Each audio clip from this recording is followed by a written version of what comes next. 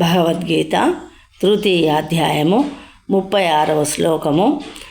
అర్జున ఉవాచ అథ కేన ప్రయుక్తోయం పాపం చరతి పూరుషః అనిచ్చన్నపి వార్ష్ణేయ బలాదివ నియోజితః.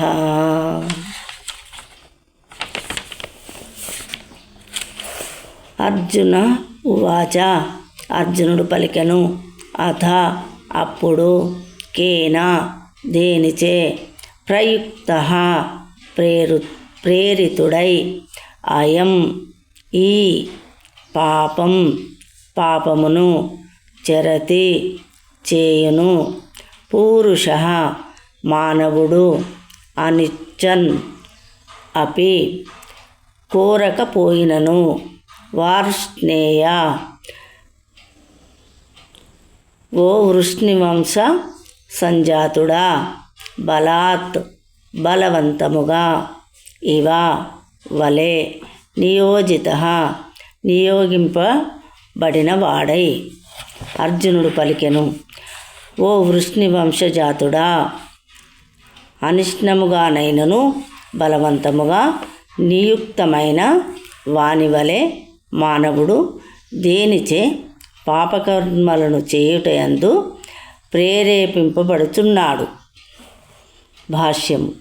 పరమాత్మ యొక్క అంశమగుట చేత జీవుడు సహజముగానే ఆధ్యాత్మికుడై పవిత్రుడై సమస్త భౌతిక కల్మషముల నుండి విడువడి ఉండెను.